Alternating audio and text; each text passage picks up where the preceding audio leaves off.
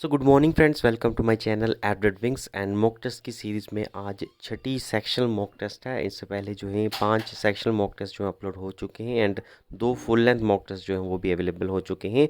Playlist का link जो है आपको डिस्क्रिप्शन बॉक्स में मिल जाएगा, वहाँ से जाकर आप सारे देख सकते हैं।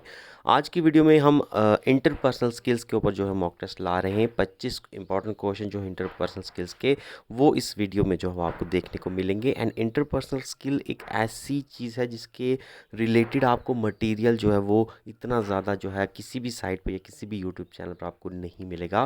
तो इसलिए हमने कोशिश की है कि इस वीडियो के माध्यम से आपको कुछ इंपॉर्टेंट क्वेश्चन जो हैं वो आपके दिमाग में डाले जाएं, ताकि कुछ जो है आपकी हेल्प हो सके। इसके अलावा हम पार्ट 2 पार्ट 3 भी जो है इंटरपर्सनल स्किल्स का लाएंगे, जिसमें आपको और ज़्यादा क्वेश्चन जो है वो कवर हो सकेंगे और क्वेश्चन और ज़्यादा क्वेश्चन जो है आपके दिमाग में जाएंगे। और हो सकता है कि आपको इन्हीं में से ही आपको कुछ क्वेश्चन जो है वो देखने को मिल जाए। ठीक है, वेटेज ऑल्दो इंटरपर्सनल स्किल्स की वेटेज इतनी ज़्यादा नहीं रहेगी। 4 से 5 मार्क्स जो हैं आप एक्सपेक्ट कर सकते हैं, लेकिन 4 से 5 मार्क्स जो हैं बहुत ज़्यादा डिफरेंस क्रिएट कर सकते हैं। तो इसलिए इस सेक्शन को भी छोड़ना जो है वो गलत बात रहेगी, समझदारी की बात नहीं रहेगी। तो इसको भी पढ़ना जो है इक्वली इंपॉर्टेंट है जितना आपका बाकी सेक्शंस को करना जो है वो इम्पॉर्टेंट है। तो आइए स्टार्ट करते हैं वीडियो विदाउट एनी डिले। सबसे पहला क्वेश्चन अगर आप देखोगे तो पहला क्वेश्चन है कि good dash are important work place skill that help you communicate or talk with all the type of people including the manager, co-worker and the customer। ठीक है, तो क्या अच्छी चीज़ आपके अंदर होनी चाहिए जो कि इम्पॉर्टेंट है आपको कहीं भी काम करना, किसी भी के भी साथ जो है अगर आपको अच्छे से कम्युनिकेट करना है, चाहे वो किसी भी तरह के लोग हो, मैनेजर हो, कोवर्कर हो या आपके कस्टमर हो, किस चीज़ की आपको ज़रूरत होती है, किन अच्छी चीज़ों की ज़रूरत होती है, तो वो है आपके बिल्कुल no doubt good interpersonal skills. तो अच्छे इंटरपर्सनल स्किल्स आपके पास हैं तो आप हर किसी के साथ जो है अच्छी तरीके से कम्युनिकेट कर सकते हैं, अच्छी तरीके के साथ डील कर सकते हैं। सेकंड क्वेश्चन है कि in order to learn how to control your emotion you need to learn to separate your emotion from your dash. ठीक है, तो अगर आपको अपने इमोशंस को कंट्रोल करना है तो आपको अपने इमोशंस को किस चीज़ से अलग करके रखना पड़ेगा, ताकि आपके इमोशंस जो हैं वो आपके कंट्रोल में रह सकें। वो जो है हम कह सकते हैं हाइपर या ओवर ना हो सके। ठीक है, तो आपको अगर अपने इमोशंस पर कंट्रोल रखना है तो आपको अपने इमोशंस को जो है आपके एक्शन से अलग रखना पड़ता है। ठीक है, तो एक्शंस और इमोशन मिक्स हो जाएंगे तो फिर आप जो है एक अच्छी डिसीजन नहीं ले पाएंगे, आपकी इमोशंस आपके ऊपर हावी हो जाएंगे। तो आपको इमोशंस एंड अपने एक्शंस जो है यानी अपना काम और अपने इमोशंस जो है उसको अलग रखना पड़ता है। ठीक है, नेक्स्ट क्वेश्चन है कि what is the best way to handle a conflict in your life. ठीक है, तो कोई भी कॉन्फ्लिक्ट अगर आपकी लाइफ में, उसको हैंडल करने का बेस्ट तरीका क्या है, कैसा आपको रहना चाहिए। ठीक है, तो बेस्ट तरीका कॉन्फ्लिक्ट को हैंडल करने का है वो है आप असर्टिव रहें। ठीक है, असर्टिव का मतलब है कि आप सामने वाले की बात को सुने, उसको हामी भर दें। ठीक है, मतलब जो भी वो बोल रहा है, हाँ भाई ठीक है ठीक है ओके। कोई आगे से आपको बहस नहीं करनी है, बहस करेंगे तो और बहस होगी। एक ही तरीका है वो आप असर्टिव रहें, जो भी कह रहा है उसको मानिए फ़िलहाल हालात के बेसिस पर, बाद में उसको फैक्ट के बेसिस पर भी आप जो है वो समझा सकते हैं। तो असर्टिव आपको रहना है, यही तरीका है किसी भी कॉन्फ्लिक्ट को बेस्ट तरीके में हैंडल करने का। नेक्स्ट क्वेश्चन है what is the act to better control your emotion. ठीक है, अगर आपको अपने इमोशंस को कंट्रोल करना है तो आपको क्या चीज़ जो है वो करनी पड़ेगी। ठीक है, तो इमोशंस को कंट्रोल करने के लिए चारों में से अगर आप देखोगे तो एक तरीका है वो है आप शांत रहें, स्टे काम। ठीक है, स्टे काम, शांत रहेंगे तो आपको इमोशंस पर काबू करने का बहुत ज़्यादा जो है वो कंट्रोल मिल जाएगा। ठीक है, उसके बाद interpersonal skills are also known as. ठीक है, इंटरपर्सनल स्किल्स को और किन नाम से जाना जाता है, तो interpersonal skills they are also known as a soft skills. ठीक है, इंटरपर्सनल स्किल्स दो तरह के होते हैं, हार्ड स्किल्स होते हैं, सॉफ्ट स्किल होते हैं। हार्ड स्किल में आपका कोई भी मैनुअल वर्क आ गया, लाइक आप कारपेंटर हैं, वो भी आपका स्किल है, लेकिन कारपेंटर में आपको बहुत मैनुअल वर्क करना पड़ता है, जिसकी वजह से उस तरह के स्किल्स को हम हार्ड स्किल्स कहते हैं, हार्ड स्किल्स कहते हैं। और सॉफ्ट स्किल्स हो गई जैसे आपकी इंटरपर्सनल स्किल्स, जिसमें आपको मेंटली अपने आप को प्रिपेयर करना पड़ता है, मेंटली जो है आपको दिमाग ज़्यादा चलाना है as compare to your physical strength. ठीक है, तो इंटरपर्सनल स्किल्स जो है इनको हम सॉफ्ट स्किल्स कहते हैं। ठीक है, नेक्स्ट है what is the good time management tool to use to stay organise. ठीक है, तो कौन सा एक बेस्ट टाइम मैनेजमेंट चीज़ है, कौन सी बेस्ट टाइम मैनेजमेंट चीज़ है जिसके साथ आप ऑर्गेनाइज्ड रह सकते हैं। ठीक है, तो ऑर्गेनाइज्ड रहने के लिए आपको एक या तो कैलेंडर बना लीजिए या तो आपको प्लानर की प्लान करके आपको चलना पड़ता है। ठीक है, कि ये चीज़ आज करनी है, ये चीज़ कल करनी है, तो बेस्ट तरीका है अपने आप को ऑर्गेनाइज करके रखने का। ठीक है, नेक्स्ट है कि the first step in resolving the conflict is dash और नोटिसिंग द कॉन्फ्लिक्ट। ठीक है, कि सबसे पहले अगर आप किसी कॉन्फ्लिक्ट को सॉल्व करना चाहते हैं, सबसे पहले उसको सॉल्व करने के लिए सबसे पहले जो आपको क्या चीज़ जो है वो होनी चाहिए आपके अंदर। ठीक है, तो सबसे पहले अगर आप किसी भी चीज़ को, किसी भी कॉन्फ्लिक्ट को रिजॉल्व करना चाहते हैं, तो आप सबसे पहले तो उसको रिकग्नाइज पहले कीजिए कि कॉन्फ्लिक्ट है क्यों, वजह क्या है। जब तक आप वजह नहीं जान पाएंगे तो आप उसको सॉल्व भी नहीं कर पाएंगे। तो द फर्स्ट स्टेप जो है किसी भी कॉन्फ्लिक्ट को रिजॉल्व करने का, वो है उसको अच्छी तरीके से पहले रिकग्नाइज करना। ठीक है, उसके बाद सोल्यूशन देखिए डिपेंडिंग अपॉन कि इशू क्या है, कॉज क्या है। नेक्स्ट है the conflict might required both the parties to dash और मीट इन द मिडल। ठीक है, कि अगर एक कॉन्फ्लिक्ट होगी है तो दोनों पार्टीज को फिर कॉन्फ्लिक्ट को रिजॉल्व करने के लिए क्या बेस्ट चीज़ है जो कि करनी चाहिए। ठीक है, तो कॉन्फ्लिक्ट को रिजॉल्व करने के लिए सबसे बेस्ट है कि दोनों पार्टीज जो हैं वो आपस में कंप्रोमाइज़ कर लें, तभी जाकर जो है कुछ हो सकता है। ठीक है, वरना लड़ते ही रहेंगे तो कोई सोल्यूशन जो है ज़िंदगी भर नहीं निकल पाएगा। उसके बाद अगला क्वेश्चन अगर आप देखोगे तो पहला है, अगला क्वेश्चन है the act of choosing between two or more course of action. ठीक है, मान लीजिए आपके पास बहुत सारे आपको, ठीक है, तो आपके पास एक प्रॉब्लम है, आपके पास सॉल्यूशंस भी काफ़ी सारे हैं, पर उन सॉल्यूशंस से किसी एक सॉल्यूशन को चुनना है, कोई एक एक्शन आपको करना है।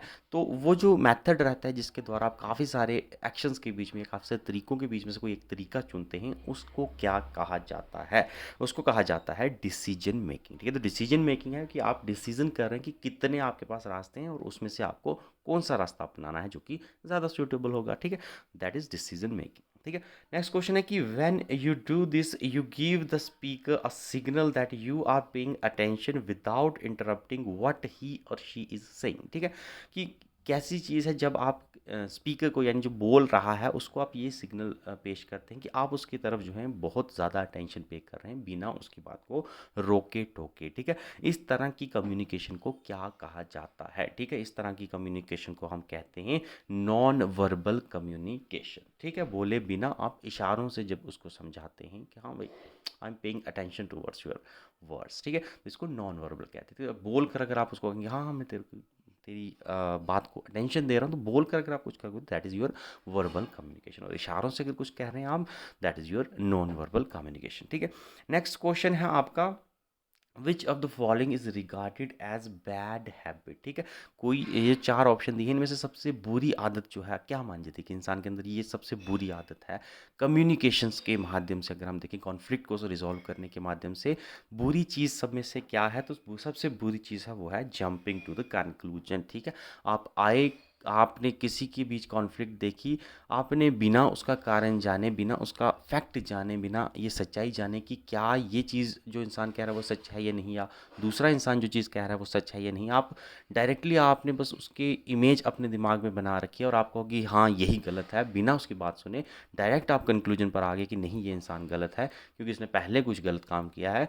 तो that is the most bad habit in a person. ठीक है, तो बैड हैबिट यही है कि डायरेक्टली जब आप कंक्लूजन पर पहुंच जाते हैं तो बहुत बुरा है। ठीक है, सब कुछ देख कर फैक्ट्स के माध्यम पे हमें कंक्लूजन पर पहुंचना चाहिए। ठीक है, नेक्स्ट क्वेश्चन है कि नॉट पेइंग अटेंशन टू और ignoring the other person's communication is known as. ठीक है, कि अगर आप कोई इंसान बोल रहा है, आप उसकी तरफ अटेंशन बिल्कुल ही नहीं दे रहे हैं या फिर उसको इग्नोर कर रहे हैं, तो क्या टर्म जो है यूज़ की जाती है कम्युनिकेशन के अंदर या इंटरपर्सनल स्किल्स के अंदर, तो वो पूरी की पूरी है कि नॉट लिसनिंग, कि आप सुन ही नहीं रहे उसको। ठीक है, इग्नोर कर रहे हैं, आप सुन ही नहीं रहे उसको। एक तो पार्शली लिसन करना कि आधा आपने उसको सुना, आपको अच्छा नहीं लगा, आपने छोड़ दिया। एक बिल्कुल सुनना ही नहीं है, चाहे वो जो मर्जी बोले। ठीक है, that is not listening. Next question है a hard work skill is. ठीक है, तो हार्ड वर्क स्किल क्या है, इनमें से हार्ड वर्क स्किल की हम कह सकते हैं डेफिनेशन क्या है, अगर चारों में से अगर आपको चारों ऑप्शन में से चूज करना है, तो बेस्ट डेफिनेशन इसकी यही रहती है कि hard work skill is specific skill that is taught usually on the job. ठीक है, आपको जॉब के ऊपर जो सिखाया जाता है that is your hard work skill. ठीक है, नेक्स्ट है communication is a part of dash skill. Communication किस तरह की स्किल्स का पार्ट है, बिल्कुल पहले भी क्वेश्चन हमने देखा है, उसी क्वेश्चन को हम कह सकते हैं थोड़ा तोड़ मरोड़ कर जो है ये पेश किया गया है। तो कम्युनिकेशन जैसा कि हमने पढ़ा, it is a type of soft skill, ठीक है, तो सॉफ्ट स्किल का ही हिस्सा है। नेक्स्ट है dash communication include the tone of voice, body language, facial expression, ठीक है, कौन से तरह की कम्युनिकेशन है जिसमें हम वॉइस की टोन को पहचानते हैं, ठीक है, वॉइस क्या बोल रही है उसको नहीं पहचानते, उसकी टोन क्या है उसको पहचानते हैं, उसकी बॉडी लैंग्वेज इंसान की उसको पहचानते हैं, और फेशियल एक्सप्रेशन देख कर जो कम्युनिकेशन देख फेशियल एक्सप्रेशन देकर जो कम्युनिकेट किया जाता है कई बार, उसको हम कहते हैं जो बिल्कुल नॉन वर्बल, ठीक है, बोलकर जो करेंगे वो वर्बल होगी, इशारों इशारों में बॉडी लैंग्वेज हो, फेशियल एक्सप्रेशन देकर जो है आप करेंगे तो that is your non verbal communication, ठीक है। नेक्स्ट क्वेश्चन है to communicate easily and effectively with your readers how many number of principles communication are apply, ठीक है, किसी भी रीडर के साथ जो है आप अच्छे से कम्युनिकेट करना चाहते हैं, इफेक्टिवली कम्युनिकेट करना चाहते हैं, तो कितने प्रिंसिपल कम्युनिकेशंस जो हैं आपको यूज़ करने पड़ेंगे, ठीक है। तो लगभग अगर आपको कम्युनिकेट करना है इफेक्टिवली, आपको लगभग लगभग 7 प्रिंसिपल कम्युनिकेशंस जो हैं आपको इस्तेमाल करने पड़ेंगे, तभी जाकर आप अच्छे से जो है किसी के साथ कम्युनिकेट कर सकते हैं, ठीक है। तो 7 प्रिंसिपल कम्युनिकेशन।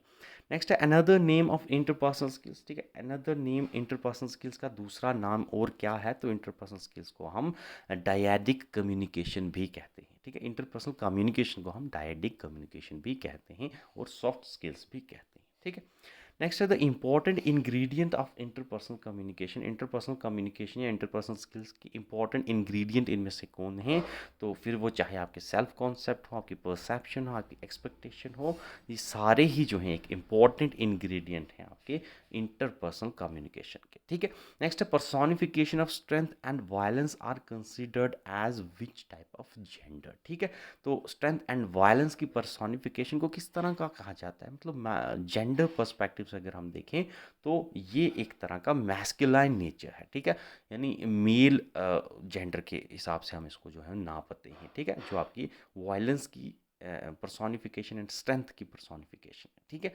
मैस्कुलाइन नेचर रहता है इसका, ठीक है।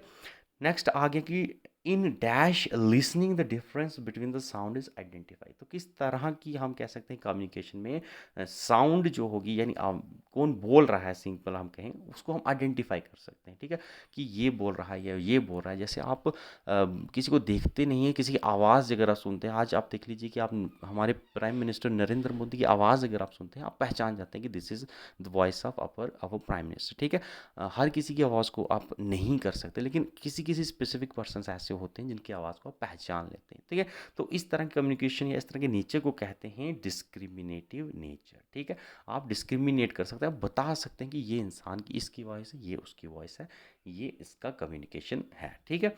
नेक्स्ट क्वेश्चन है आपका कि evaluating listening is also known as, ठीक है, कोई बोल रहा है आप उसको एवेलुएट कर रहे हैं, तो इस तरह की प्रोसेस को क्या कहा जाता है, इस तरह की प्रोसेस को हम कहते हैं थेरोपैटिक, ठीक है। थेरोपैटिक जो है इस मीन्स कि आप एवेलुएट कर रहे हैं किसी भी लिसनिंग को। अब another name of interpersonal skill, again repeated question हो गया, तो अनदर नेम इंटरपर्सनल कम्युनिकेशन का वो है आपका डायडिक कम्युनिकेशन, ठीक है। तो आज की वीडियो में इतने ही इंपॉर्टेंट क्वेश्चन थे इंटरपर्सनल स्किल्स के। आई होप आप लोगों को सीखने का मज़ा आया होगा, कुछ सीखा ही होगा आप लोगों ने। और भी इसके पार्ट लाए जाएंगे आने वाले टाइम में, 27 को पेपर है, उसके बीच हम इंटरपर्सनल स्किल्स के एटलीस्ट 2 और पार्ट जो है वो लाने की कोशिश करेंगे, ताकि आप लोगों को और से और ज़्यादा चीज़ें जो है वो सीखने को मिले, ठीक है। बाकी तैयारी करते रहिए, और भी सेक्शन टेस्ट जो है इस पे आ रहे हैं और आते रहेंगे, फुल टेस्ट भी मैं 1-2 और लाने की कोशिश करूँगा। आपकी तैयारी जो है उसको बूस्ट करने की पूरी कोशिश की जाएगी। बाकी अपने एंड पर भी लगे रहिए और ऑल द बेस्ट।